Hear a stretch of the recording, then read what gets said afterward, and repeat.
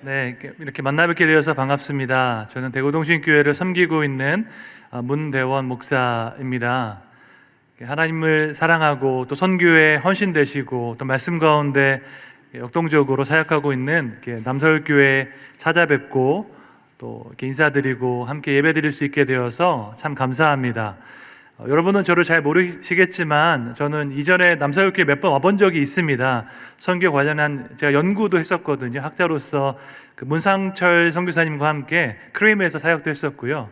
그 이전에 멤버퀘어 관련된 세미나 할 때도 온 적이 있고, 또 작년에는 화종부 목사님께서 저희 대구동신교회에 오셔서 신년에 귀한 말씀 전해주셨습니다. 저희 성도님들이 얼마나 큰 은혜를 받았는지 제가 이번 주에 남서울교회 간다고 하니까 장로님들께서 꼭 화종부 목사님 한 번 더 모셔야 된다고 신신당부하실 정도로 큰 은혜를 많이 받았습니다. 작년에는 저희 총회 선교회 GMS 유럽 선교사 대회가 있어서 화종부 목사님과 함께 강사로 섬기러 왔었는데, 오가는 비행기 안에서도 또 그 일정 가운데서도 큰 가르침과 또 교훈도 이렇게 많이 받았습니다. 하나님의 나라를 항상 생각하시면서 하나님의 나라를 위해 기도하고 또 헌신하시고 또 선교를 위해 헌신하시는 여러분들 만나 뵙게 되어서 반갑습니다. 저는 대구동신교회 부임하기 이전에 저는 아프리카 선교사였습니다. 6년 동안 아프리카 부룬디라는 나라에서 사역을 섬겼습니다. 아까 봄 이야기 하시니까 생각이 나는데, 우리나라는 사계절이 있지 않습니까? 얼마나 축복받은 나라인지 모르겠습니다. 제가 있었던 아프리카 부룬디는 계절이 딱 2개밖에 없었습니다. 여름이 있었고요, 더운 여름이 있었습니다. 그러니까 우기 때는 비가 와서 조금 괜찮은데 건기가 되면 너무너무 정말 더웠습니다. 적도의 그 태양빛이 얼마나 강렬한지 모릅니다. 1년 내내 여름이거든요. 제가 선교지에 있으면서 크게 힘들다는 생각 안 해봤는데, 제 정서적으로 가장 그래도 좀 힘들었던 때가 언제였냐면 크리스마스 때였습니다. 크리스마스 때는 좀 추워야 되는데, 크리스마스 때 너무 더우면은 성탄절 기분도 하나도 나지 않고 조금 고향도 그립고 교회도, 한국 교회도 그립고 그런 마음도 있었습니다. 선교사 하기 전에는 미국 보스턴에서 신학 공부를 했습니다. 저는 7년 동안 보스턴에 있으면서 세계 기독교 역사를 전공해서 석사학위와 박사학위를 받았습니다. 그래서 그 이후에 부룬디로 가서, 아프리카 부룬디에서는 미국 선교단체에서 세운 대학교가 있었는데 그 대학교에서 학생들을 가르치는 사역을 섬겼습니다. 부룬디라는 나라를 아마 들어보지 못하신 분들이 많을 텐데, 르완다 아래에 있는 조그만 내륙국입니다. 우리나라 경상남북도를 합친 정도의 작은 그 내륙국입니다. 그런 우리가 들어보지 못한 아프리카 나라는 훨씬 더 가난한 나라들이거든요. 소외되고 외국인도 없고 선교사도 없는 그런 나라에 하나님께서 저와 아내가 신혼일 때 알게 하시고 그 나라 선교사로 부르셔서 사역을 섬겼습니다. 그러다가 대구동신교회에 와서 목회를 또 섬기게 되었습니다. 저는 사실 서울에서 태어나서 서울에서 자랐기 때문에 대구랑은 연고가 전혀 없고, 대구동신교회는 사실 가본 적도 없었는데 미국에서 공부할 때 박사과정 장학금을 받는 것으로 이제 알게 되어서 나중에 파송 선교사로 허입이 되는 그런 과정을 겪고, 그 다음에 이제 후임 목사 청빙 과정에서 하나님의 은혜로 동신교회를 섬기게 되었습니다. 오늘은 이제 로잔 선교 대회에 대해서 말씀을 드리고자 왔습니다. 올해 9월 달에 9월 22일부터 일주일간 인천 송도 컨벤션 센터에서 로잔 선교 대회가 열립니다. 로잔 대회가 무엇인지, 이것이 선교적으로 어떤 의미가 있는지, 또 이것이 한국 교회와 어떤 의미가 있는지에 대해서 말씀을 드려야 하는데, 내용이 이제 아주 좀 많거든요. 또 역사적인 이야기도 하겠습니다. 저는 역사를 전공한 역사학자이기 때문에. 근데 화종부 목사님도 역사 전공하셨잖아요. 역사가 공부한 사람은 너무 즐거운데, 또 어떤 분들은 역사가 별로 재미없을 수도 있기 때문에 최대한 그래도 알기 쉽게 재밌게 하고자 노력을 하겠고, 혹시 지루하시면 제가 선교지에서 있었던 재밌는 이야기들도 해드리겠습니다. 로잔 선교대회에 대해서 이제 화면에 보여주시면 감사하겠습니다. 지금까지 총 3번의 로잔 대회가 있었습니다. 1974년도에 스위스 로잔은 참고로 스위스에 있는 도시 이름입니다. 스위스 로잔에서 150개국에서 모인 2,400명의 선교 리더가 모임 1차 대회가 있었고요. 2차 대회는 1989년에 필리핀 마닐라에서 열렸습니다. 173개국에서 4,300명의 리더들이 모였습니다. 3차 대회는 2010년 남아공 케이프타운에서 열렸습니다. 198개국에서 4,000명의 선교 리더들이 모였고, 이제 올해 2024년 한국에서 제4차 로잔 대회가 열리는데 200개국에서 5,000명의 선교 리더가 참여할 예정입니다.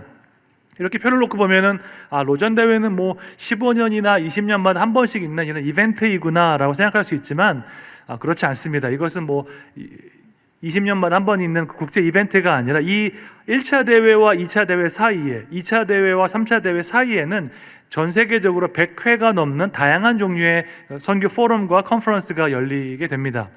선교 권역별로 또 다양한 선교 주제별로 다양한 모임이 계속 진행되고 있다가 그 과정 가운데서 이때쯤 되면은 새로운 어떤 선교적 환경 가운데 새로운 선교적 화두와 전략이 필요하구나라고 깨닫게 되면 큰 메이저 컨그레스로 모이게 되는데 4차 대회가 이제 올해 한국에서 열리게 됩니다. 각각의 로잔 대회에는 레가시 유산이 있었는데요. 1차 대회의 유산 중에 가장 유명한 것은 로잔 커버넌트, 로잔 언약이라는 문서가 있습니다.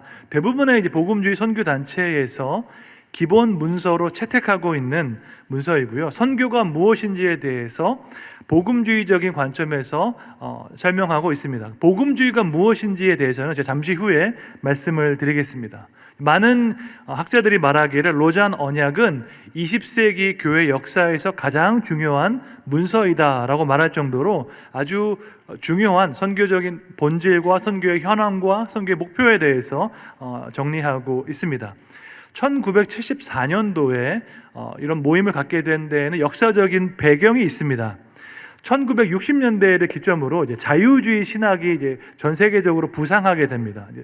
세계 교회를 크게 두 가지로 나누자면 복음주의 신앙이 있고 자유주의 신앙이 있습니다. 복음주의 신앙은 성경이 정확무오한 하나님의 말씀으로 믿고 또한 예수 그리스도를 유일한 구원의 방편으로 믿는 것이 복음주의 우리 진영이고요. 자유주의 신학자들은 조금 더 인본주의적이고 조금 더 이성 중심의 그런 신앙관을 가지고 있습니다. 그래서 성경이 하나님 말씀은 맞지만 성경을 사람은 쓴 것은 인간이기 때문에 그 안에 인간적인 요소가 있고 그것은 문화적인 역사적인 비평을 통해서 해석될 수 있다라고 생각을 하는 것이 자유주의 신학자들입니다. 1962년도에 어떤 일이 있었냐면 전 세계 카톨릭 교회가 제2차 바티칸 공의회로 이제 모였습니다.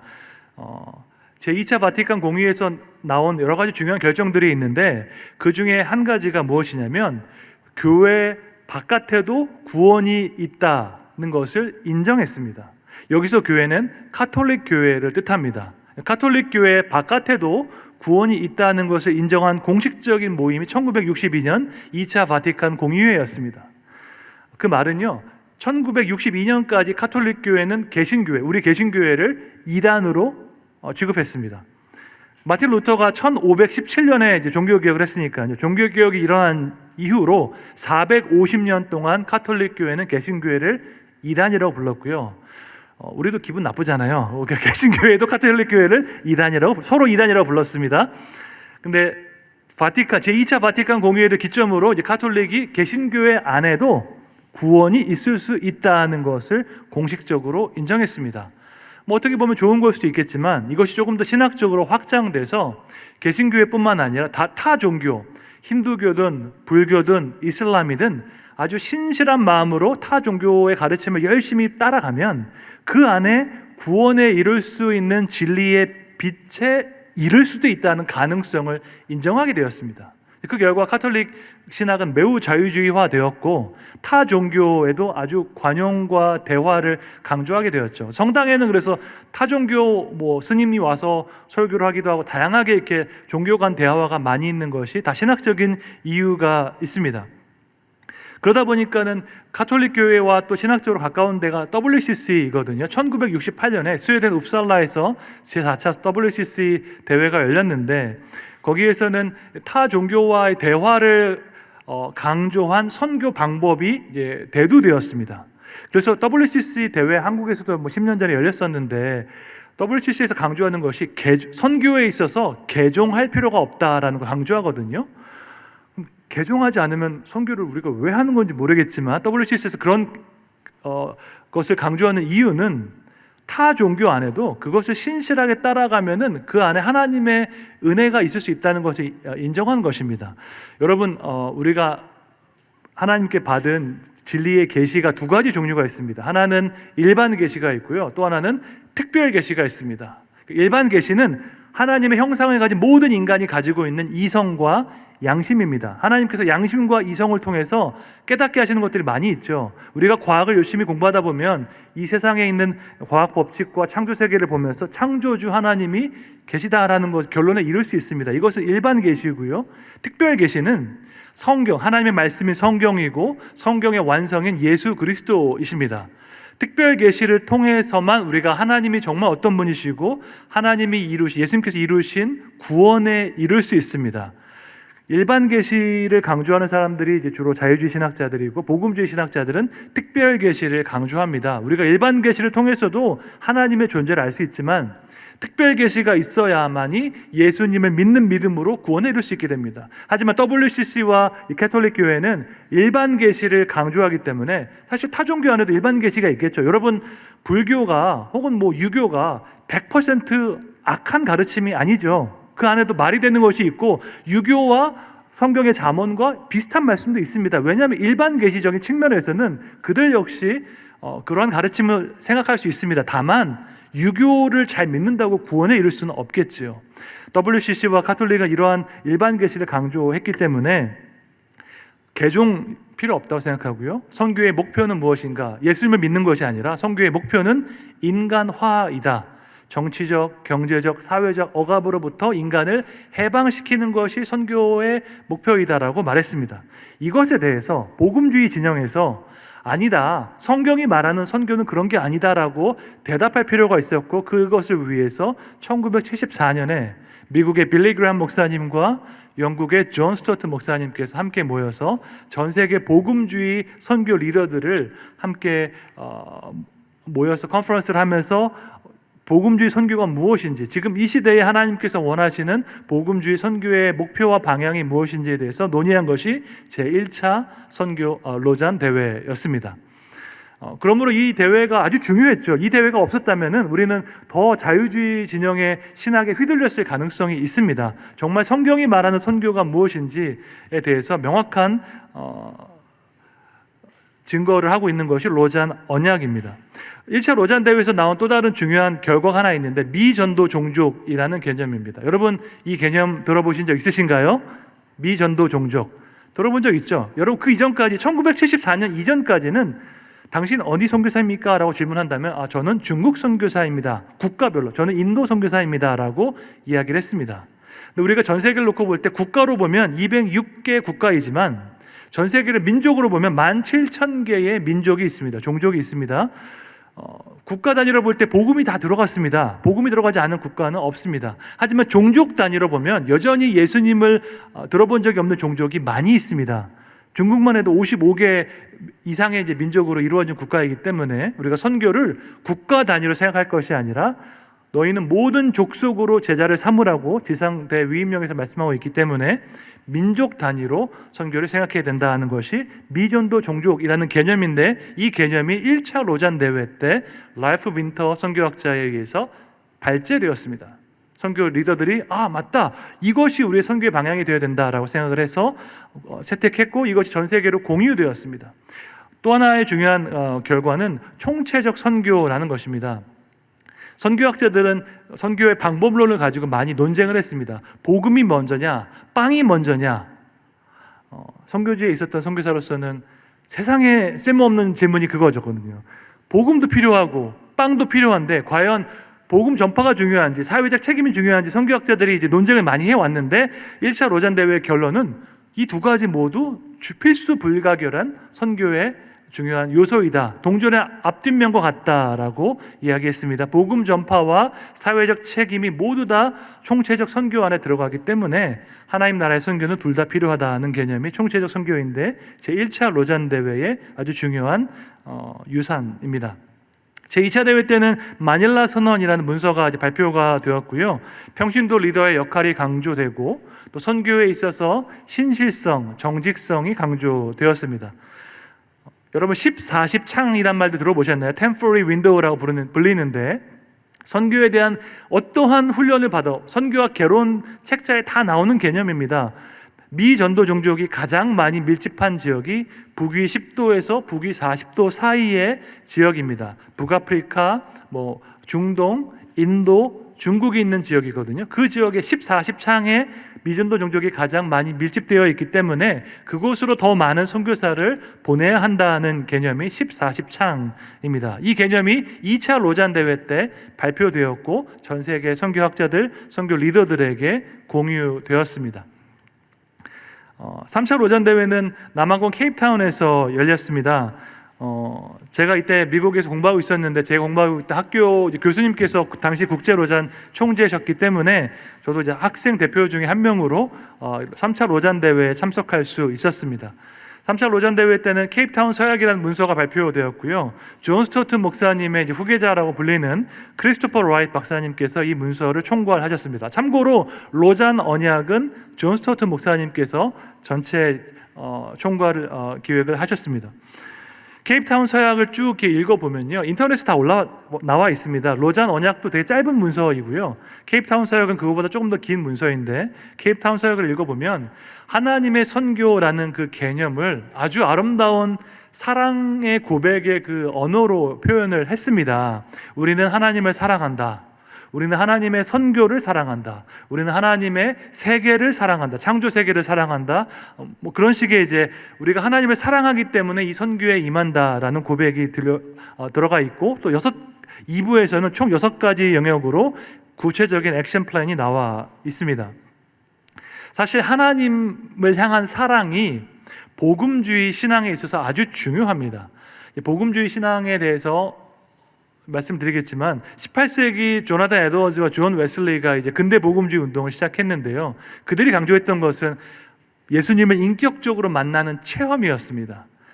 그리고 예수님을 향한 마음을 다한 사랑이 복음주의자들이 강조한 신앙이었고요. 그보다 한 세대 전에 독실한 크리스천들은 청교도들이 많았습니다. 청교도들은 하나님의 영광을 위해서 헌신된 아주 귀한 신학적인 유산을 남겼습니다. 청교도들은 사실 바른 교리를 강조했습니다. 종교개혁 이후로 사실은 구원론이라든지 기독론이라든지 아니면 교회론에 있어서 잘못된 교리와 신학이 있었기 때문에 교회가 온전히 설 수 없었는데, 청교도들은 올바른 교리를 강조함으로 우리가 하나님의 영광을 위해서 헌신하자 하는 것을 강조했다면, 복음주의자들은 그 하나님의 영광과 더불어서 하나님을 향한 사랑, 마음을, 그래서 복음주의 신앙을 마음의 종교라고 부르거든요. Religion of the heart 이라고 부르는데, 내가 마음을 다해서 주님을 사랑하기 때문에 이 일을 합니다 라고 강조하는 사람들이 이제 복음주의자들입니다. 여러분, 그 선교사님들의 전기를 읽어보든지 과거에 간증을 들으시다든지, 대부분에 보면은 모든 선교사님들이 선교지에 간 이유가 어떤 투철한 사명감 때문에, 내가 선교를 완성하기, 지상대 위임령을 완성하기 위해서, 아니면 내가 이 선교사를 하지 않으면 뭔가 문제가 생길, 그런 책임감으로 가시는 경우도 있지만, 정말로 많은 경우에는 주님을 향한 사랑의 마음으로 선교사로 헌신하게 됩니다. 저 역시 이제 미국에서 공부를 하고 아프리카로 선교사로 갈 때 여러분들처럼 이제 신앙이 좋으신 성도님들도 계시지만, 한인교회에는 보면은 신앙이 별로 깊지 않으신 성도님들도 계시거든요.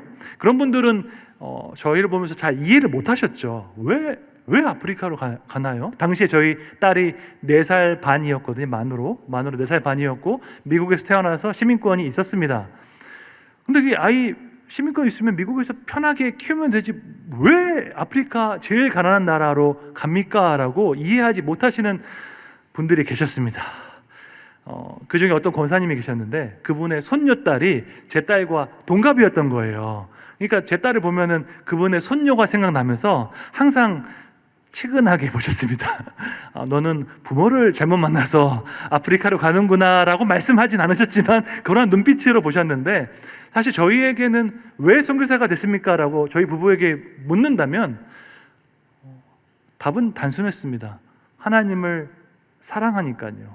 우리가 사랑한 하나님께서 우리를 아프리카로 부르신다는 것을 믿었기 때문에 저희가 기쁜 마음으로 사랑의 마음에서 헌신할 수 있었습니다. 이것이 이제 복음주의 신앙의 핵심 중에 한 가지이고요.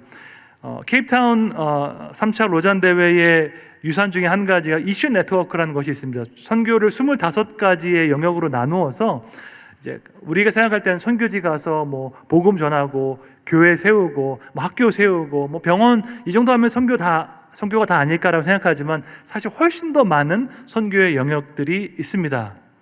뭐 예를 들어서 문자가 없는 사람들, 그러니까 문자를 가지지 않는 사람들은 구술로 이제 복음을 전해야 되는데 그 사람들에게 어떻게 우리가 복음을 성경에 있는 내용들을 전할 것인가? 성경 전체를 총 50개의 스토리로 만들어서 그 오랄리티를 통해서 복음을 전하는 역할을 하시는 분들 계시고요. 또 하나는 요즘 디아스포라가 많지 않습니까? 전 세계적으로 이주가 많은데 이 이주민을 섬기는 것 역시 아주 중요한 선교이거든요. 뿐만 아니라 국제 학생들, 인터내셔널 스튜던트들이 아주 많이 있는데 그들을 캠퍼스에서 섬기는 것도 아주 중요한 선교입니다. 뿐만 아니라 사회 정의를 위해서, 인권을 위해서, 종교의 자유를 위해서 섬기는 것도 선교이고 더 나아가서 창조 세계, creation care, 창조 세계를 돌보는 것도 선교입니다. 이렇게 다양한 이슈 네트워크들이 이때 시작되었습니다. 20세기의 선교와 21세기의 선교를 간략하게 이제 제가 말씀드리겠습니다. 20세기까지의 선교의 패러다임은 기독교 왕국, 영어로 하면 크리스천덤 모델입니다. 이것의 시작은 사실 15세기 말에 시작되었고요. 전 세계에서 최초로 해외 식민지를 개척했던 나라는 스페인과 포르투갈이었습니다. 큰 범선을 만들 수 있는 기술이 있어서요. 대항해 시대가 시작됐는데 그때 1493년 당시 교황 알렉산더 6세가 칙서를 내렸습니다. 스페인 국왕과 포르투갈 국왕에게 내리기를 가서 전 세계를 둘로 나누었습니다. 서쪽은 스페인에게 주고 동쪽은 포르투갈에게 줬습니다. 뭐 이러한 권위가 누구한테 있는지 모르겠지만 어쨌든 교황이 줬어요. 주면서 말하기를 식민지를 개척하고 그곳에 있는 원주민들을 개종시켜라 라는 그런 책임을 주었습니다.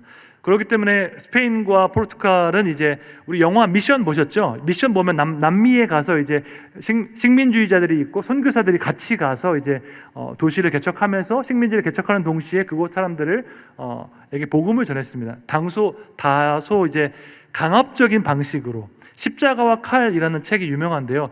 십자가를 믿든지 아니면 이 칼에 맞아 죽든지 이제부터 이 모든 땅은 다 스페인 영토인데 모든 스페인 국민은 캐톨릭을 믿어야 하기 때문에 캐톨릭 국민이 되든지 아니면 죽임을 당하든지 둘 중에 하나를 택하라는 다소 강압적인 제국주의적인 선교 방법이었습니다. 그 기독교 왕국 모델의 하이라이트, 그 하이포인트가 있는데 1910년에 있었던 에딘버러 세계 선교사 대회였습니다. 이 대회는 개신교 역사상 가장 크고 본격적인 아주 정말 유서 깊은 세계사적인 선교 대회였습니다. 전 세계에서 사역하고 있는 1200명의 선교사들이 모였고요. 근데 98%가 서양인이었습니다. 당시만 해도 선교는 서양에서 비서구권으로, 그러니까 from the west to the rest, 서구에서 전 세계로 나아가는 것이 선교라고 생각했기 때문이죠. 에딘버러 선교대회의 그 모토가 이 세대 안에 세계를 복음화하자였습니다. Evangelization of the world in this generation. 우리 세대 안에 세계를 복음화할 수 있다. 누가? 우리가, 서양인들이. 왜냐하면 그 당시에 제국주의적인 마인드를 갖고 있었기 때문에 우리가 복음도 전하고 또한 문명도 전하고 또한 전 세계에 경제 활동을 할 수 있도록 상업 활동도 이제 도와주고, 그래서 3C라고 해서 세 가지 C가 함께 갔습니다. Christianity, Commerce, Civilization. 그러니까 기독교와 상업 활동과 문명이 함께 가면서 백인의 짐이라고 키플링이라는 영국 시인이 White Man's Burden이라고 했거든요. 하나님께서 우리 백인들에게 아주 중요한 짐을 주신 거예요. 전 세계를 복음화하라고. 플러스 전 세계를 문명화하라는 짐을 주셨다고 생각했습니다. 상당히 이제 영웅주의적이고 세이비어 멘탈리티죠. 우리가 세상을 구원하겠다. 상당히 일방주의적이고 상당히 낙관론적이었습니다. 21세기 지금 관점에서 보면요. 근데 제가 역사가로서 항상 이제 강조하는 것이 있는데, 과거를 해석할 때 현재의 관점으로, 21세기의 관점으로 20세기를 해석하는 것, 평가하는 것은 사실은 불공평합니다. 20세기 그 사람들이 어떤 세계에 살았는지 그 사람들의 관점과 배경과 세계관을 이해하고 그 안에서 이해해야지 지금의 관점으로 100년 전에 평가하는 건 사실 불공평하거든요. 제가 이제 보스턴에 있을 때 보스턴 지금 모습과 100년 전 모습 사진을 같이 본 적이 있는데 거의 똑같더라고요. 100년 전 보스턴과 지금 보스턴이. 근데 여러분 100년 전 서울하고 지금 서울하고 똑같습니까? 전혀 안 똑같죠. 100년 전 아프리카하고 지금 아프리카하고 똑같을까요? 전혀 안 똑같거든요.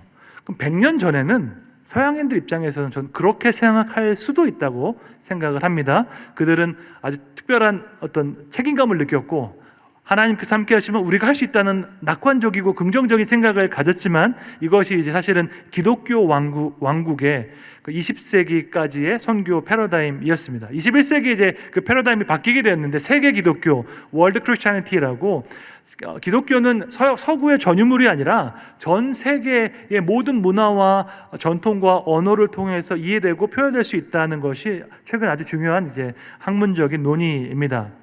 그 시작이 1960년대에 있었던 제3세계 국가들의 정치적 독립과 연관이 있는데요. 많은 아프리카 남미 나라들이 이제 유럽으로부터 독립을 했습니다. 그러면은 그들을 통치하던 국가의 종교가 기독교였으니까 대부분 기독교를 싫어하겠지요. 우리가 일본의 통치를 받았는데 일본의 종교를 믿을 이유는 없지 않습니까? 그래서 많은 학자들이, 많은 사회학자들이 제3세계에서 아프리카는 이제 끝났다라고 예측을 했는데 그 예측이 틀렸습니다. 왜냐하면 아프리카 사람들이 또 남미 사람들이 기독교를 서양의 종교로 받아들이지 않고 자신들의 문화와 전통에 맞게끔 현지화해서 받아들였기 때문이죠. 가장 대표적인 예가 아프리카 독립교회입니다. African Independent Church라고 하는데요. 철저하게 사진에 보시는 것처럼 아프리카로 현지화된 문화와 그런 전통으로 이제 기독교 신앙을 받아들이기 시작했습니다. 그래서 아프리카 사람들은 한번 이제 찬양하기 시작하면 3시간 동안 예배를 이제 드립니다. 선교지에서 아주 즐거웠지만 또 힘든 그런 기억 중에 한 가지였죠. 그런 상황에서 1974년에 제1차 로잔대회가 열렸습니다. 제1차 로잔대회는 복음주의 신앙을 확고하게 하기 위해서 성경의 절대적 권위와 예수 그리스도의 유일성에 근거한 선교 신학을 이제 펼쳐 나갔습니다. 그러면서도 동시에 비서구 교회의 선교 운동에도 주목했습니다. 우리는 새로운 선교의 시대가 동트고 있음을 기뻐한다. 서구의 주도적인 역할은 급속히 사라져가고 있다라고 이미 그때부터 인지하기 시작했습니다. 그리고 3차 로잔 대회 2010년이 됐죠. 2010년은 1910년 에딘버러 대회가 열린 지 딱 100년이 지난 시점이었는데요. 그것을 100주년을 기념하는 동시에 케이프타운에 모여서 기독교 역사에는 다수의 중심이 있었다. 여러분 세계 모든 종교에는 중심이 딱 하나 있습니다. 힌두교의 중심은 인도이고 이슬람의 중심은 메카이죠. 근데 기독교의 중심은 어디입니까? 기독교는 여러 개의 중심이 처음부터 초대교회 때부터 예루살렘 교회, 안디옥 교회, 로마 교회, 알렉산드리아 교회가 있었고요. 그 이후에 캔터베리로 갔다가 콘스탄티노플로 갔다가 캔터베리로 갔다가 비텐베르크 갔다가 수많은 중심 도시를 가지고 있었습니다. 또한 복음이 전파된 방향은 한 방향이 아니라 다 방향이었습니다. 여러분 혹시 이런 말 들어보셨나요? 복음은 서쪽으로 서진해왔다. 복음의 서진이란 말 주장하던 분들이 계셨거든요. 예루살렘에서 유럽으로 갔다가 유럽에서 미국으로 갔다가 미국에서 한국으로 갔다가 한국에서 이제 백투 제루살렘 하면 그때 예수님이 재림하신다라는 주장이 있었는데 그렇게 주장하는 것은 자유입니다. 하지만 학문적으로 신학적으로 옳지 않은 주장입니다. 왜냐하면 복음은 처음부터 한 방향으로만 간 게 아니라 다방향으로 갔거든요. 처음부터요. 그리고 이제 유럽에서 그러니까 영국에서 미국으로 청교도들이 건너갔던 것이 1620년이었습니다. 근데 1620년 100년 전에 이탈리아 예수의 선교사들이 중국과 일본과 인도 동쪽으로 왔습니다. 복음이 서쪽으로만 간 게 아니라 동쪽으로도 가고 서쪽으로 가고 남쪽으로도 가고 북쪽으로도 가고 이게 다방면으로 복음이 진행돼 왔습니다. 그래서 우리나라 신학자들 있잖아요. 아시겠지만 우리나라 신학자들이 대부분 믿었던 것이 천주교였습니다. 천주교. 서학, 우리 고등학교 시간에 서학 들어봤잖아요. 서학이 다른 게 아니라 천주교 신앙, 그 마테오 리치라는 예수의 선교사가 쓴 천주실이라는 책을 연구한 것이 서학입니다. 대부분의 우리가 알고 있는 신학자들은 다 캐톨릭 신앙을 가졌던 사람들이었습니다. 로잔 대회가 무엇인가 설명하기 위해서는 저는 4가지 키워드를 말할 수 있다고 생각합니다. 이 4가지만 이해하시면 로잔 대회가 무엇인지 알 수 있습니다. 그것은 무엇이냐면 세계, 복음주의, 선교, 운동, 이렇게 4가지 단어, 키워드입니다. 첫 번째로 세계를 살펴보면요, 기독교 복음은 전 세계 모든 민족을 위한 보편적인 진리이고 보편적인 구원의 메시지입니다. 우리가 믿는 하나님은요, 절대로 특정한 민족을 편애하지 않으십니다. 하나님은 절대로 편애하지 않으시고 그분의 사랑에 있어서 동일하십니다. 아브라함을 택하셨지만 아브라함만 사랑하신 것이 아니라 아브라함을 통해서 땅의 모든 민족을 축복하기 위해서 그분을 택하셨습니다. 이스라엘 민족만 사랑하신 것이 아니라 이스라엘 민족을 제사장 나라로 삼아서 전 세계 모든 민족에게 주님의 구원을 알리시기 원했습니다. 이것이 나타나 있는 방식이 있는데 바로 성경이 기록된 방식입니다. 여러분, 비교 종교학을 배우면요, 기독교와 타 종교의 이제 구분에 대해서 우리 차이점에 대해서 이야기할 수 있는데, 기독교는 전 세계에 있는 모든 종교 중에서 유일하게 창시자의 언어가 아닌 다른 언어로 경전이 기록된 종교입니다. 예를 들어서 유교의 창시자 공자, 유교의 경전 13경은 중국어로 썼습니다. 왜 그렇죠? 그들의 창시자인 공자가 중국어로 말했으니까. 이슬람의 경전 쿠란은 아랍어로 적혔습니다. 왜 그렇죠? 그들의 창시자인 모하메트가 아랍어로 설교를 했으니까. 우리의 창시자 예수님은 어느 나라 말을 쓰셨죠? 아람어를 사용하셨습니다. 그런데 신약 성경은 헬라어로 적혀 있습니다. 그럼 어떤 또 우리 신약학자들, 신약을 공부하신 분들은 헬라어는 너무너무 신성한 하나님의 언어이다. 전혀 그렇지 않고요. 헬라어는 링과 프랑카, 당시 로마 제국의 공통 언어였습니다. 오늘날로 따지면 영어. 여러분, 영어가 특별한 언어입니까? 많은 사람이 사용하니까 특별한 언어이죠. 이 말은 아람어로 예수님께서 선포하신 천국 복음이 100% 가감없이 또 다른 언어로 번역될 수 있다는 겁니다. 헬라어 성경은 100% 가감없이 라틴어로 번역될 수 있고, 라틴어 성경은 100% 가감없이 영어, 독일어, 한국어로 번역될 수 있습니다. 저희 딸이 부룬디에서 학교 다닐 때 한국 가정이 3가정밖에 없었거든요. 그래서 학교에는 한국 친구가 없었습니다. 학교에서 가장 저희 딸과 인종적으로 가까운 친구가 파키스탄 친구가 있었습니다. 아이들도 아무래도 인종적으로 가까우면 조금 더 친해지더라고요. 아프리카 아이들보다 파키스탄 그 아이와 친하게 지냈는데, 그 파키스탄 아이의 부모는 엘리트여서 학교는 영국에서 대학을 나오고 부룬디에서 무슨 이제 통신관계 사업을 하느라고 부룬디에 살고 있었고, 그 아이가 이제 파키스탄 아이가 있었는데, 원래 이제 파키스탄에서 우르두어를 사용하겠죠. 근데 신기한 점은 그 영국에서 공부한 엘리트 파키스탄 부모가 자기 딸한테 부룬디에 살고 있는데 전혀 쓸 일이 없는 아랍어를 가르쳤습니다. 왜냐? 독실한 무슬림들은 아랍어로 쿠란을 읽을 줄 알아야 합니다. 또는 아랍어로 기도할 줄 알아야 합니다. 이 자리에 모신 분들 너무너무 독실한 헌신된 크리스찬이시잖아요. 여러분은 헬라어로 성경을 읽을 수 있고 히브리어로 성경을 읽을 수 있어야 하나요? 그렇지 않습니다. 왜냐하면 우리가 믿는 하나님은 전 세계 모든 언어로 말씀할 수 있기 때문에 히브리어, 헬라어로 굳이 성경을 읽지 않아도 아무런 문제가 없습니다. 이것이 바로 라민사네 교수님, 예일대학교 교수님이신데, 성경 번역이야말로 교회의 태생적인 특징이자 가장 중요한 성공 요인이다라고 강조하셨습니다. 두 번째, 복음주의라는 단어가 있는데요. 로자는 복음주의 운동이거든요. 이반젤리칼. 많이 들어보셨겠지만 복음주의는 사실 되게 브로드한 개념이라서 이것을 딱 정의 내리는 게 어렵습니다. 복음주의는 교단도 아니고요, 교파도 아니고요, 복음주의도 운동으로 시작되었습니다. 근대 복음주의가 어떻게 시작되었습니까? 라고 질문을 한다면 모든 학자들이 딱 2사람을 이야기합니다. 미국의 조나단 에드워즈, 그리고 영국의 존 웨슬리, 2명을 이야기합니다.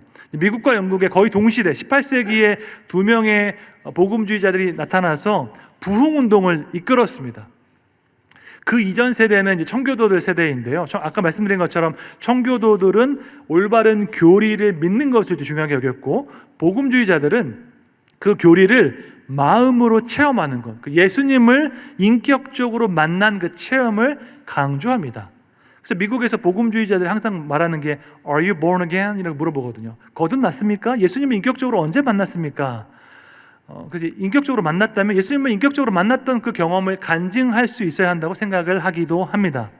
복음주의를 정의 내리는 것이 조금 어려운데 데이빗 베빙턴이라는 영국의 교회사학자는 말하기를 이 네 가지를 믿으면 당신은 복음주의자입니다 라고 얘기했습니다. 첫째는 성경주의입니다. 성경은 정확무오한 하나님의 말씀이고 우리의 신앙과 우리의 삶의 절대적인 권위를 가지고 있다. 두 번째는 십자가주의입니다. 예수 그리스도의 십자가 외에는 구원의 방법이 없다는 것이고요. 셋째는 회심주의.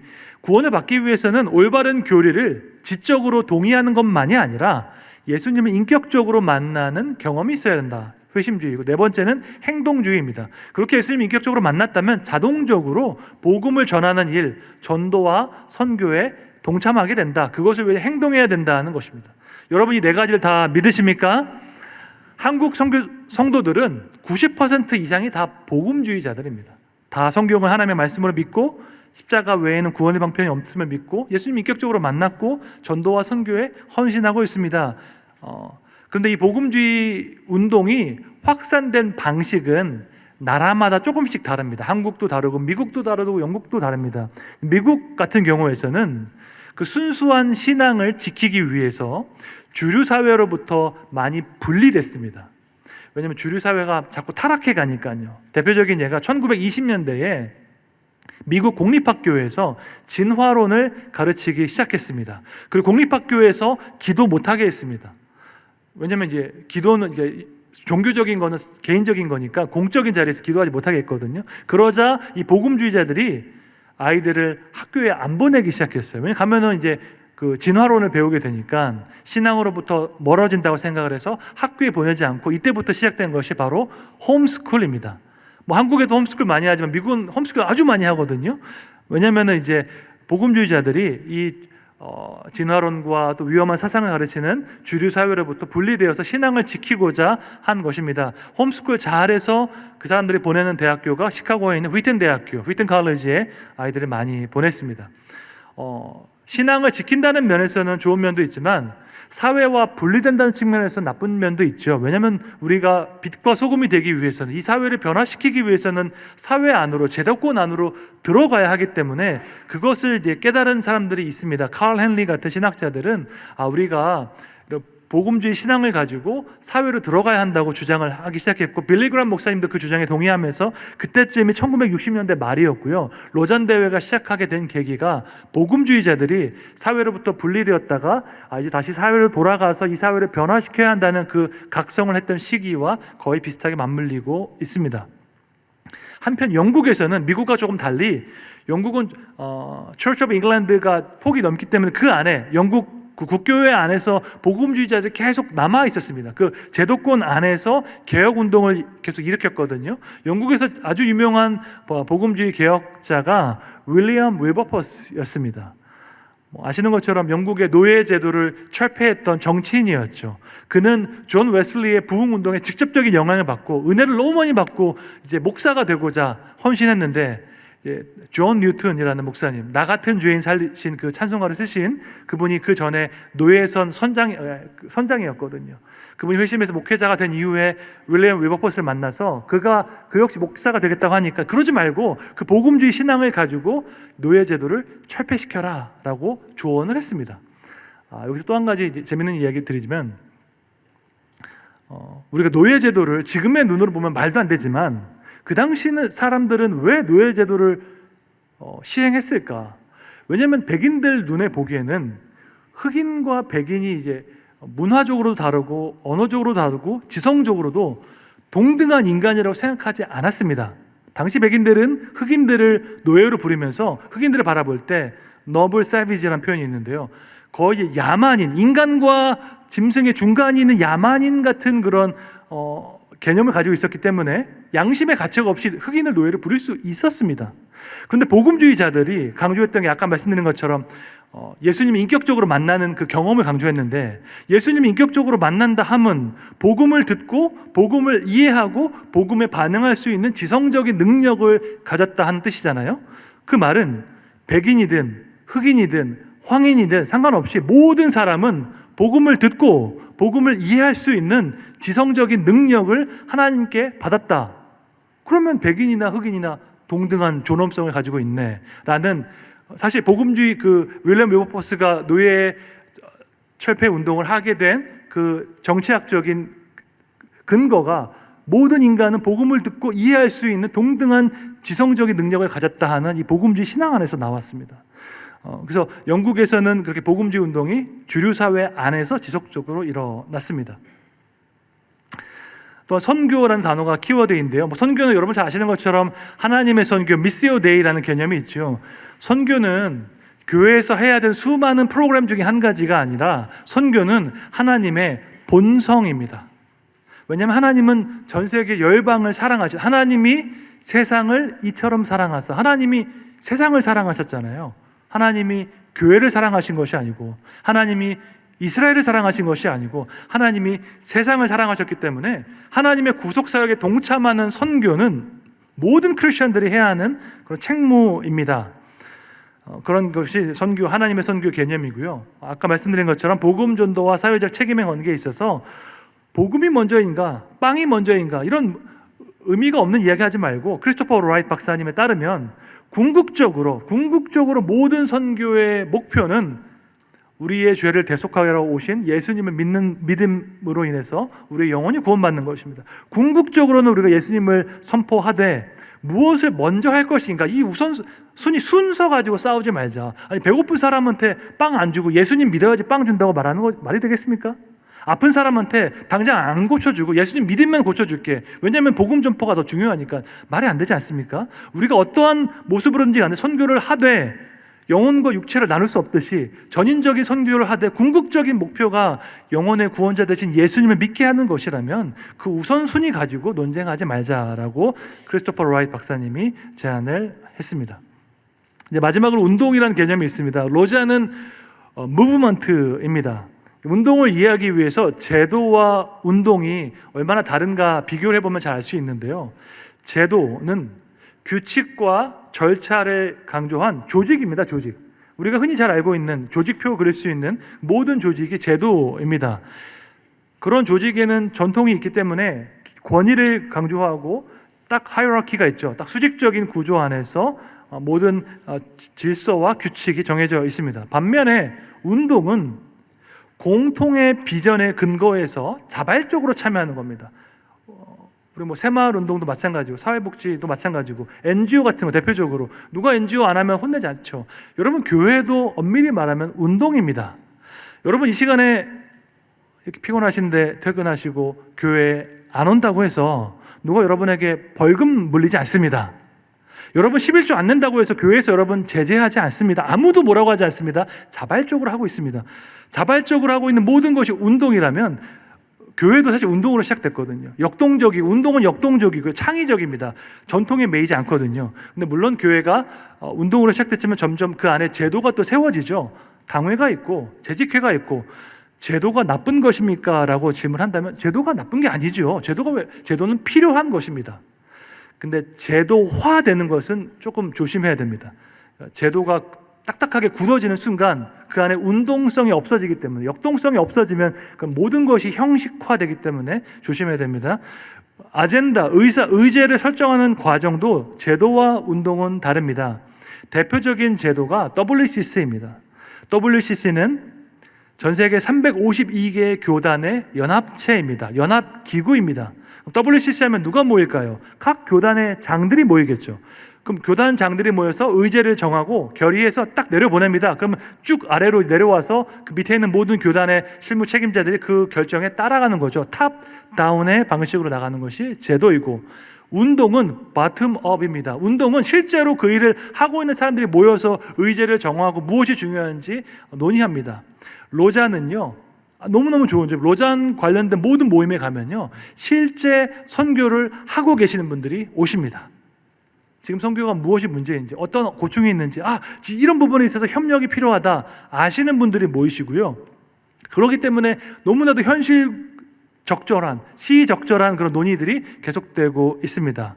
글로벌 리스닝 팀이라고 지난 2년간 전 세계에서 24회 공청회를 통해서 지금 이 시점에서 코로나 이후에 세계 선교에 있어서 과제가 무엇이고, 우리가 더 힘써야 되는 부분이 무엇이고, 우리가 협력해야 될 부분이 무엇인지에 대한 의제를 파악해 가고 있습니다. 이것을 이끄는 공동 팀장이 문상철 선교사님이십니다. 로잔에는 크게 4가지 비전이 있습니다. 모든 사람을 위한 복음, 모든 민족과 지역을 위한 제자 삼는 교회, 모든 교회와 영역을 위한 그리스도를 닮은 리더, 사회 모든 영역에 미치는 하나님 나라의 영향력, 4가지 비전을 위해서 섬기고 있습니다. 4차 로잔 대회의 주제는 Let the church declare and display Christ together 입니다. 교회여 함께 그리스도를 선포하고 나타내자입니다. declare는 우리가 말로써 전하는 복음 전파이고요. display는 우리의 사회 참여로서 나타나는 그리스도의 사랑입니다. 우리의 말로서도 복음을 선포하고 뿐만 아니라 우리의 행함과 사회 참여를 통해서 그리스도를 나타내는 것, 이것이 4차 로잔 대회의 주제입니다. 로잔 대회는 이벤트가 아니라고 했습니다. 4차 대회를 위해서도요, 2년간의 공청회 기간이 있었고, 또 작년과 올해 계속해서 권역별로 리저널 게더링이 있습니다. 로잔 대회에 참석하는 사람들, 사실 로잔 대회에 이렇게 아무나 참석하는 건 인비테이션 only거든요. 중앙에서 이제 참가자 선정위원회에서 각 선교 이슈별로, 또 권역별로, 또 각 인종과 문화를 대표하는 걸 다 감안을 해서 이제 선정을 하게 되고요. 그분들의 또 모임이 이렇게 진행되고 있습니다.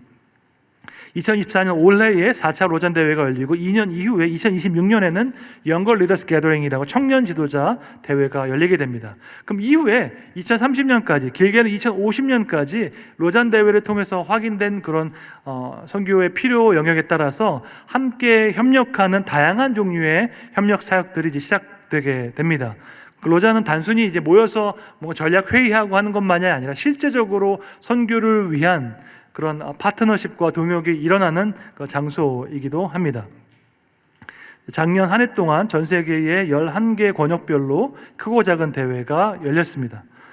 이것은 이제 로잔 대회 전체 일정표이고요. 사도행전의 말씀을 기준으로 해서 각 대륙에서 성경 강해자들이 나와서 성경을 강해하고, 또 각 주제 강의가 있어서 각 요일별로 다 주제가 있습니다. 올해가 로잔 대회 50주년 기념해이기 때문에, 희년이기 때문에 로잔의 50주년을 기념하는 행사도 있고요. 목요일 저녁에는 한국교회의 날로 해서 한국교회의 부흥의 역사와 선교의 역사에 대해서 나누고자 합니다.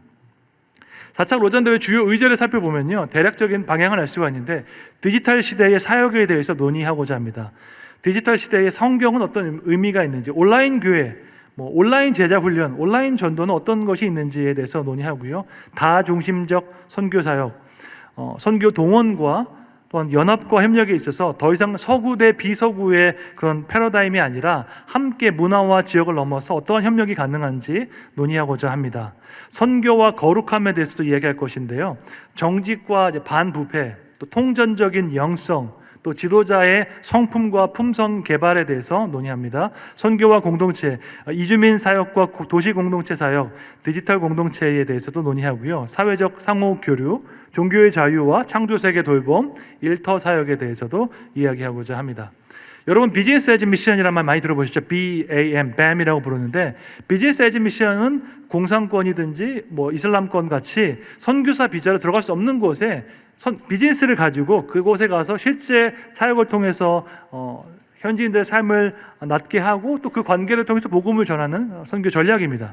지금 이 시대에는 다 이제 많이 선교 방법으로 이해하고 있는데, 불과 15년 전만 해도, 2010년만 해도요, 비즈니스 에즈 미션 하면은 어떻게 비즈니스가 선교가 될 수 있어요? 라고 사람들 많이 의아해 했습니다.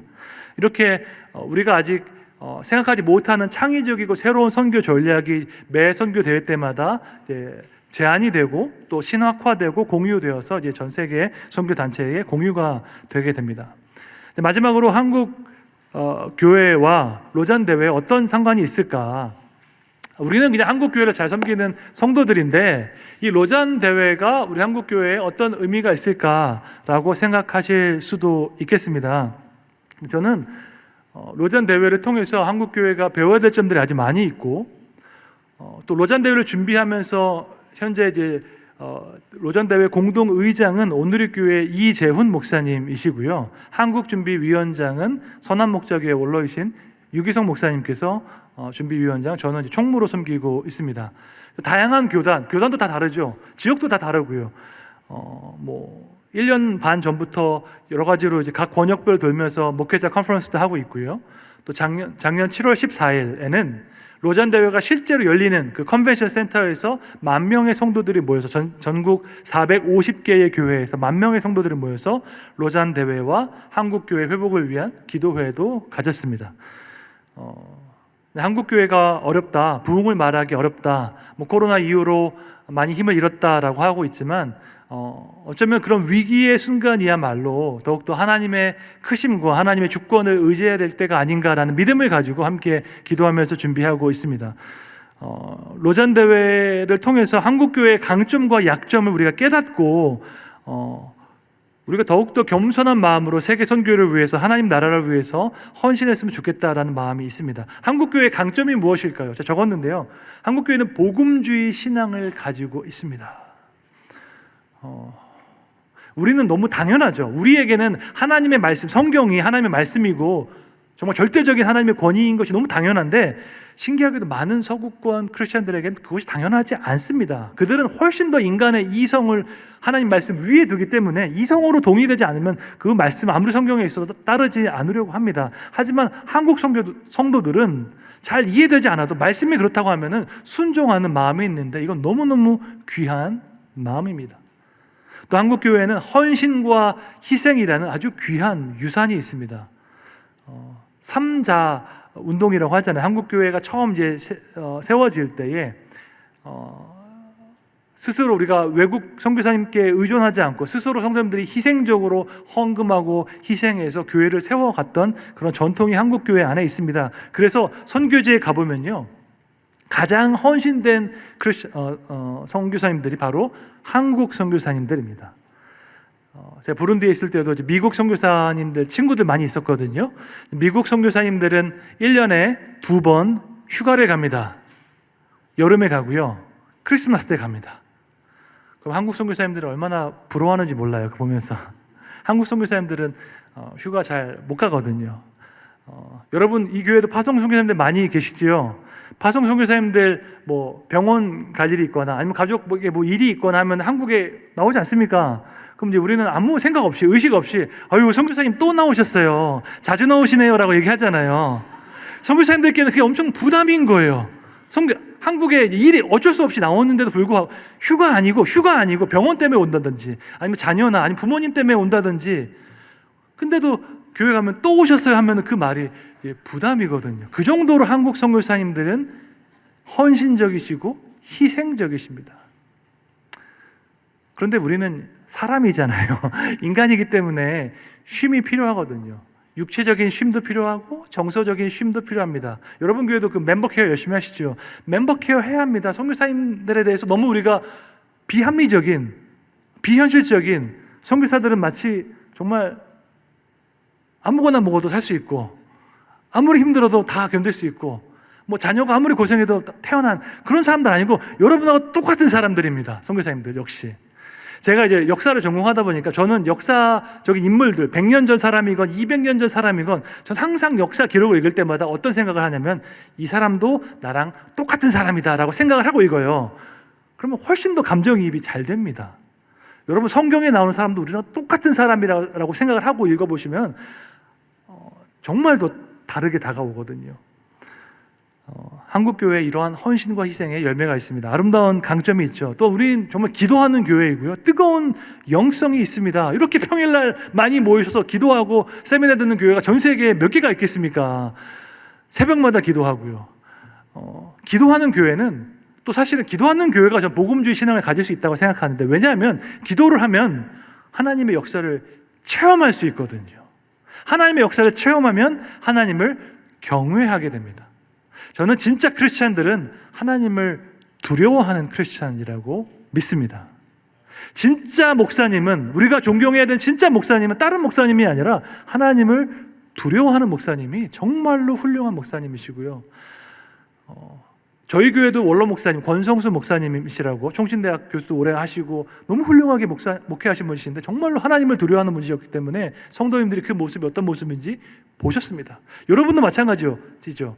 그 화정무 목사님의 모습을 통해서 하나님을 두려워하는 목사님이 어떤 분이신지 그걸 눈으로 봤을 때 저게 진짜 신앙이구나 알 수 있듯이 기도하는 사람, 하나님을 두려워하는 사람, 말씀에 순종하는 사람은 진정한 복음주의 신앙을 갖게 됩니다. 저는 이것이 한국교회의 큰 강점이고 하나님 주신 축복이라고 믿습니다. 그런데 한국교회 안에는 약점도 있습니다. 우리도 완벽하지 않죠. 완벽하지 않다는 것을 깨달아야 하고, 첫째는 깨달아야 하고, 둘째는 인정해야 합니다. 한국교회 약점, 개교회주의가 있죠. 개교회주의. 여러분은 너무너무 남서울교회를 사랑하시죠. 우리 교회니까. 장로님들 계십니까? 장로님들 교회 얼마나 사랑하는지 몰라요. 저희 아버지도 장로님이십니다. 저 같이 이제 대구 동신교회에서 같이 사역하는 우리 장로님들 뵈면요, 정말로 제 고개가 숙여집니다. 이분은 본업이 장로고 자기 본업은 그냥 알바한 것 같아요. 매일 정말 교회를 왜 이렇게 자주 오시는지 너무너무 교회를 사랑하십니다. 너무 귀한 마음이에요. 저는 정말로 존경합니다. 그런데 여러분, 남서울 교회만 사랑하시면 안 돼요. 왜냐하면 예수님의 교회는 남서울 교회만이 아니거든요. 만약 어떤 한국교회가 어려움을 당한다, 어떤 한국교회가 비판을 받는다, 저게는 내 교회 아니니까, 저 어려운 교회는 뭐 알아서 살겠지, 그렇게 생각하면 안 되고, 그 교회 역시 예수 그리스도의 같은 몸인 것을 우리가 깨달아야 합니다.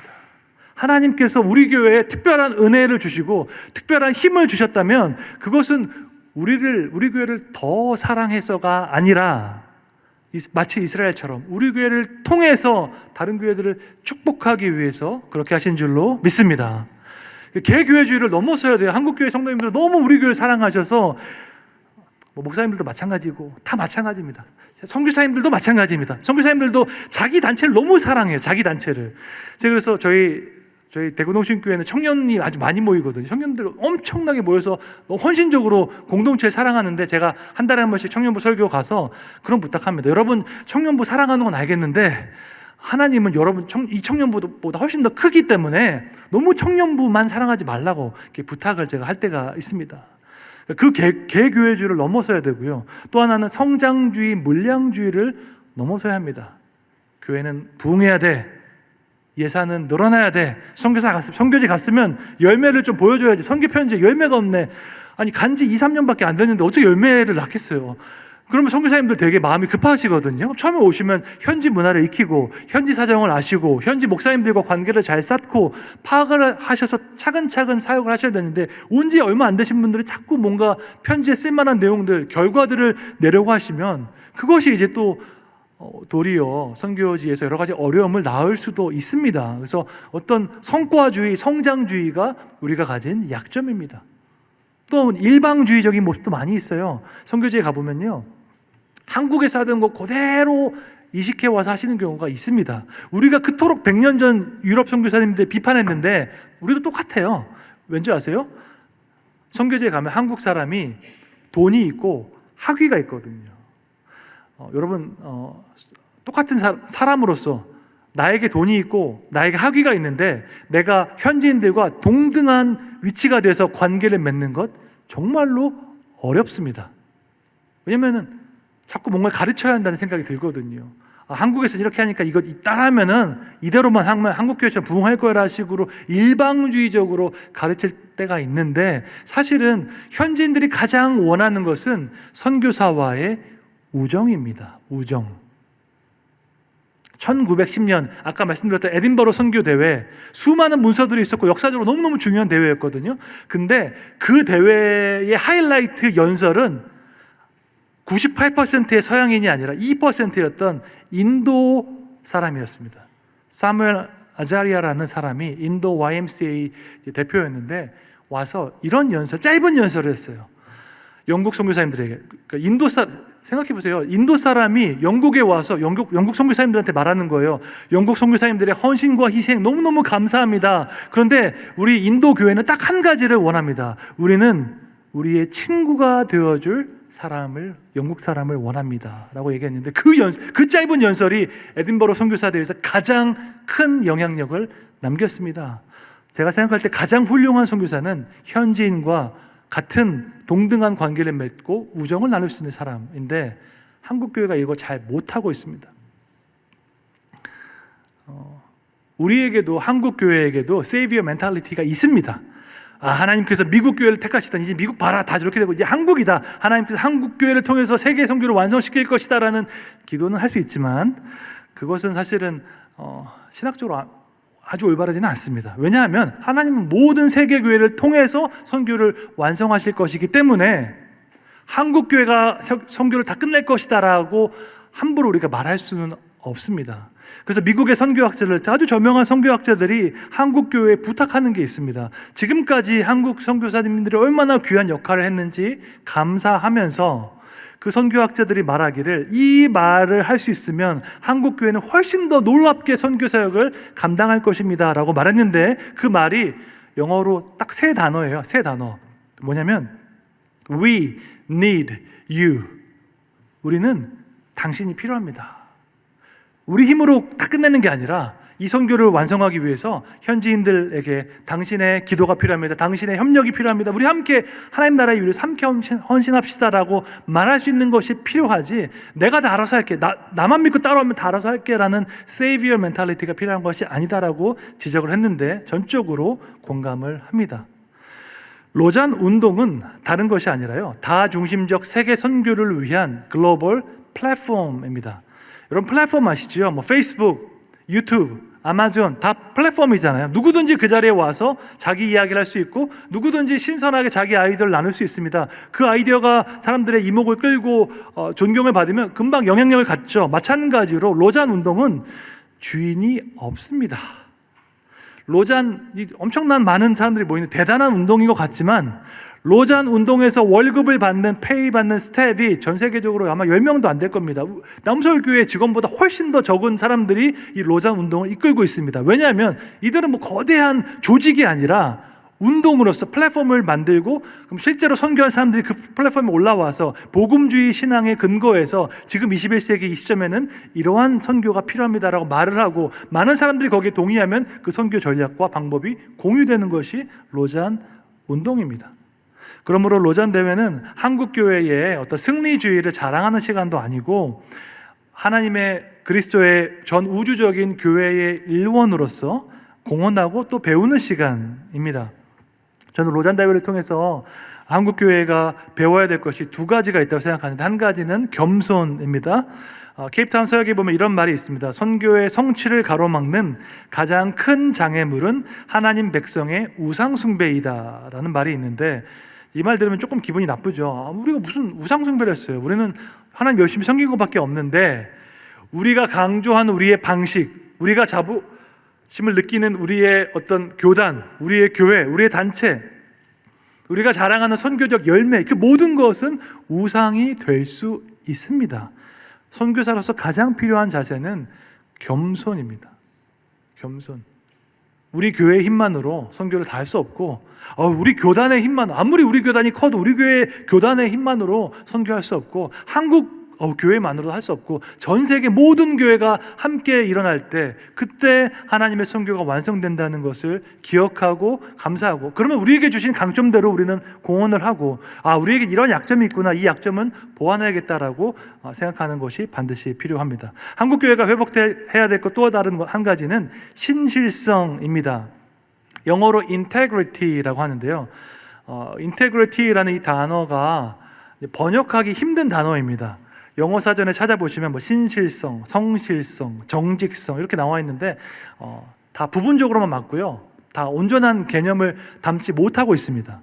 제가 학부 때 전공이 영어인데, 어떤 영어 단어가 한국어로 바로 한 단어로 번역이 안 된다 하면요, 그 개념 자체가 한국 문화에는 없기 때문에 그런 거거든요. 인테그리티가 어떤 개념이냐면, 언제 어디서 누구 앞에서든지 동일한 모습으로 살아가는 사람, 그것이 바로 인테그리티가 있는 사람입니다. 교회 안에서의 모습과 교회 바깥에서의 모습이 동일한 사람, 그 사람은 인테그리티가 있는 사람이고요. 교회 안에서는 막 은혜롭고 착하고 친절한데 교회 밖에 나갔으면 세상 사람과 똑같이 살아가면 그 사람은 인테그리티가 없는 사람입니다. 또 나보다 높은 사람, 나보다 지위가 높은 사람 앞에서의 모습과 나보다 지위가 낮은 사람 앞에서의 모습이 동일한 사람이 인테그리티가 있는 사람이고요. 그 모습이 다르다면은 이중적인 사람은 인테그리티가 없는 사람입니다. 성경에서 인테그리티가 있는 대표적인 인물 두 명이 있습니다. 구약 성경에는 다윗이고요. 신약 성경에는 예수님이 있습니다. 예수님은 공회 앞에서든지 제사장 앞에서든지 어린아이 앞에서든지 동일한 분이셨습니다. 다윗 역시 목동으로 일하든 이스라엘의 왕으로 일하든 아니면 사울에게 쫓기든 아니면 골리앗 앞에 섰던 다윗은 동일한 모습으로 살아갔습니다. 마찬가지로 우리 역시 하나님 앞에서 사람 앞에서 동일한 모습으로 살아가야 합니다. 사람들이 한국교회를 어떤 걸로 비판할까요? 우리의 메시지를 가지고 비판할까요? 아닙니다. 한국교회에 내는 메시지 얼마나 좋은데요. 메신저를 비판합니다. 왜 그런 메시지를 하는데 왜 당신의 삶은 왜 그 당신의 메시지와 그렇게 다릅니까? 라고 비판을 하겠죠. 마닐라 선언에 나와 있는 인용문 함께 읽어보겠습니다. 변화된 삶보다 복음을 설득력 있게 하는 것은 없으며 삶과 복음이 불일치하는 것만큼 복음을 비난받게 만드는 것도 없다. 정말 마음이 아릴 정도로 사실이죠. 변화된 삶보다 복음을 더 빛나게 하는 것은 없고요. 우리의 삶과 복음이 불일치하는 것만큼 복음을 비난받게 만드는 것도 없습니다. 그러므로 우리가 선교 열심히 하는 거 중요한데요. 선교 열심히 하는 것만큼이나 우리가 성령의 열매를 맺어가는 예수님의 온유하고 겸손한 모습을 닮아가는 것이 그만큼이나 중요한 것입니다. 많은 사람들이 성령의 은사를 부러워할 때가 있습니다. 놀라운 어떤 치유의 은사, 말씀의 은사, 막 지혜의 은사, 그런 은사들 부러워하는데 성령의 열매, 우리 안에 맺어야 되는 그 사랑과 희락과 화평과 오래 참고 자비와 양성과 같은 그런 열매는 맺어가지 않을 때가 있는데 선교지에서 정말로 필요한 것은 은사도 필요하지만 성령의 열매도 필요합니다. 왜냐하면 메신저와 메시지는 분리될 수 없기 때문입니다. 빛과 소금으로 살아간다. 여러분, 소금이 가진 본성과 소금의 역할은 분리될 수 없습니다. 소금이 짜기 때문에 그 역할을 할 수 있는 거지 짠맛을 잃으면 그 역할을 할 수가 없겠지요.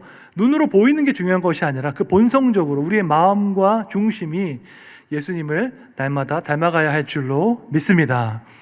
로잔 대회, 아주 거창한 대회라고 생각할 수도 있고 세계 복음주의 선교 운동이라는 네 가지 핵심 키워드로 이해할 수 있습니다. 사실 로잔 대회라는 것이 중요한 것이 아니라 우리 한국교회가 지금까지 귀하게 선교적 사명을 감당해 왔는데 우리의 힘만으로는 충분하지 않고 전 세계 교회가 함께 일어나도록 기도하고 또 그를 위해서 헌신하고 또 하나님 나라의 원리처럼 땅에 떨어져 썩어지는 미랄과 같은 그런 역할을 한국교회가 감당하기를 축원합니다. 그 일을 위해서 함께 기도해 주시길 부탁드리고 또 화정부 목사님께서 로잔데이를 위해서 기도하시고 또 관심도 많이 있으시다고 해서 얼마나 감사한지 모르겠습니다. 이 일을 위해서 기도도 많이 해주시고 후원도 해주시고 또 앞으로 크고 작은 어떤 세미나나 모임들이 있을 텐데 소식 들으실 때마다 적극적으로 동참해 주시기를 부탁드립니다. 감사합니다.